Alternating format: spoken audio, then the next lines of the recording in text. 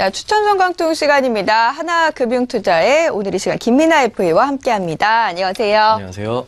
네, 안녕하세요. 하나금융투자 김민아 FA입니다. 네, 오늘 중국과 관련해서 어떤 내용 좀 다뤄볼까요? 네, 오늘 이번 시간에도 역시 중국 성장산업 계속 말씀드리고 있죠. 저희 오늘 바이오 관련된 종목에 대해서 말씀을 드릴 건데, 자, 그 이전에 바이오 섹터 지금 어떻게 흘러가고 있는지 이 부분 한번 짚어보고 가도록 하겠습니다. 자, 우선 이 바이오 섹터, 사람 요즘 많이들 포트폴리오에 한 번씩은 다들 담아보셨죠?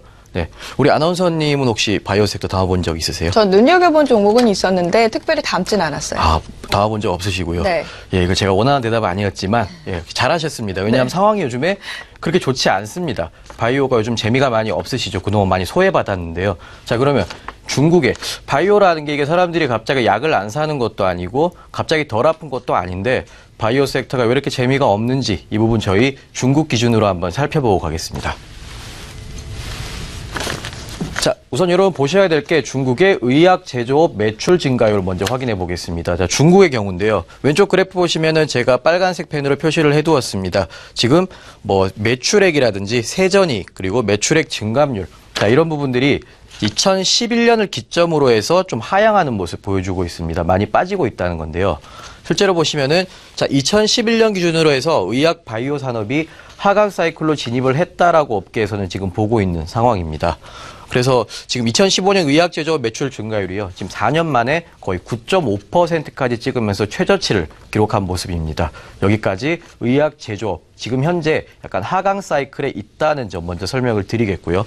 두 번째로 자, 의약품 시장 규모 증가율이 있습니다. 중국 의약품 시장 규모 증가율도 역시 그래프 보시면은 자, 파란색 따라오시면 되겠습니다. 증감률이 감소하고 있습니다.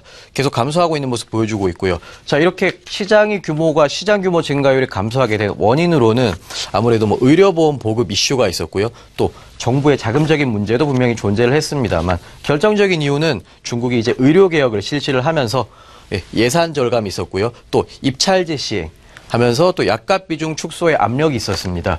자, 이런 이슈들이 시장이 정상화되는데 분명히 필요한 조치지만은 단기적으로는 이런 조정 구간을 가져오게 되었고요. 여러분 주가 조정 받는 거랑 같은 걸로 보시면 되겠습니다. 이렇게 조정 받으면서 아까 제가 두 가지 말씀드렸죠. 하강 사이클로 접어들었고요. 또 의약품 지금 시장 규모도 역시 조정 구간에 접어들면서 지금 뭐 약간 뿐만 아니라 전 세계 글로벌적으로도 의약품 쪽이 바이오 쪽이 좀 약간 침체 구간에 접어들고 있다. 이런 점 말씀드리겠습니다.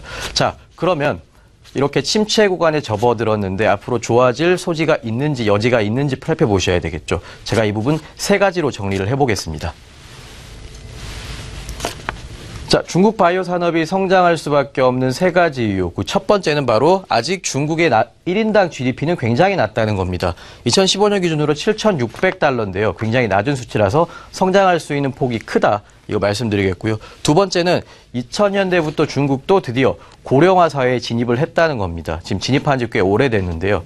지금 그래서 2050년이 되면은 중국 내에서 65세 이상 고령화 인구가 약 30%가 넘어갈 것으로 보이고요. 그 숫자는 대략 4억 명을 상회할 것으로 보고 있습니다.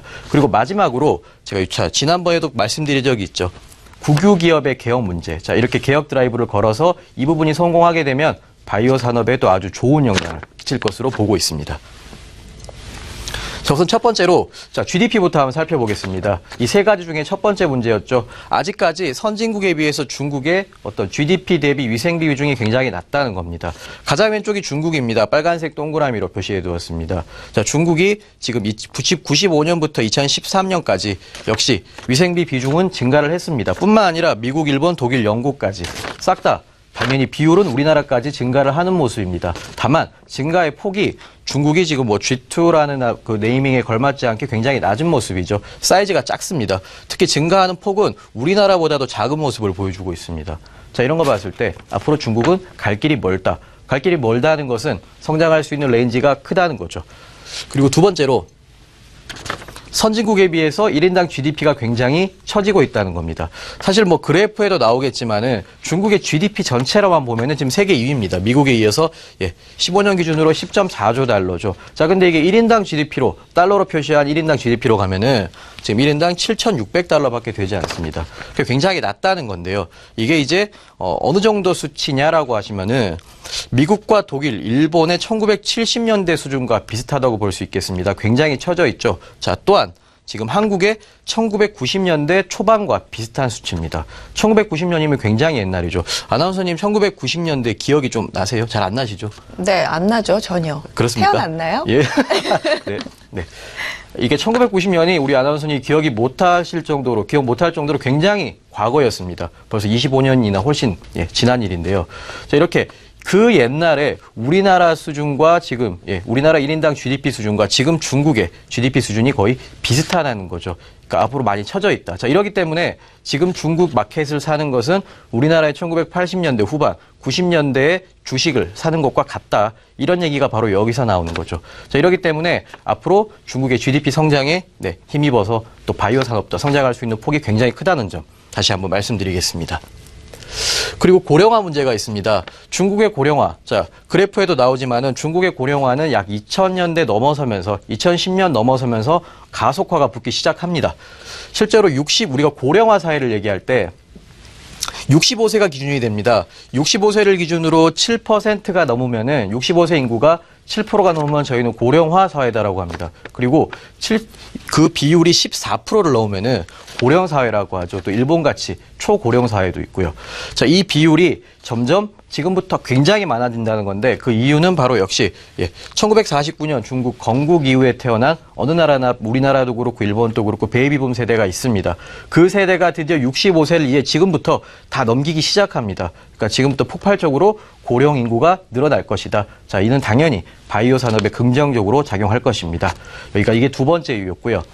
그리고 세 번째로 국유기업 개혁 문제가 있습니다.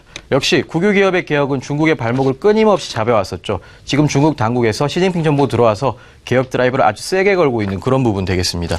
왼쪽 그래프 보시면 지금 민영기업이 70%고요. 상장된 바이오 회사 중에 국유기업이 지방, 중앙 합쳐서 대략 20%가 넘어가고 있습니다. 자, 이렇게 20% 비율의 기업들이 지금 어떤 모습이냐? 양쪽으로는 굉장히 우세합니다. 보시듯이. 근데 질적으로 굉장히 열세한 모습입니다. 자, 어떻게 열세한지 한번 확인해 보겠습니다. 자, 왼쪽 그래프 먼저 보시면은 상장사의 성격별 경영실적 비중이 나오고 있습니다. 왼쪽 그래프 제일 왼쪽부터 매출액, 영업이익, 그리고 지배지분, 순이익 이렇게 세 가지로 나누어져 있는데 지금 뭐 중앙과 지방, 국유기업의 어떤 경영 실적이 연한 회색으로 표시된 지금 민영기업에 비해서 한참 뒤떨어지는 모습 보여주고 있죠. 그만큼 경영 효율이 적다. 우측 보셔도 지금 상장사 성격별 매출 총이익이 나오고 있습니다. 매출 총이익률로 비교를 해봐도 가장 왼쪽에 있는 국유기업, 중앙과 지방이 지금 뭐 민영기업이라든지 외자기업에 비해서 매출 총이익률이 굉장히 빠지는 모습 보여주고 있습니다. 자, 이러한 이유가 있기 때문에 지금 중국에서는 역시 국유기업 개혁에 아주 강력하게 힘을 쏟아붓고 있는 거고요. 이게 개선이 되면 될수록 바이오 산업에도 굉장히 긍정적인 영향을 끼칠 것으로 보고 있습니다. 그래서 오늘 저희가 세 가지 이유를 말씀드렸습니다. 세 가지 이유, 중국 바이오 산업이 성장할 수밖에 없는 부분에 대해서 말씀을 드렸고요. 저희가 말씀드릴 종목은 화란바이오입니다. 종목 코드 002007 되겠습니다. 심천시장에 상장되어 있고요. 여러분들이 이 종목 관심 종목에 추가해 두시고요. 저희가 내일 그리고 내일 모레에 이어서 종목에 대해서 매수까지 도와드리도록 하겠습니다. 네, 오늘은 중국의 바이오 산업과 관련된 이야기 살펴봤습니다. 추천 성강통 하나금융투자 김민아의 FA였습니다. 잘 들었습니다. 감사합니다.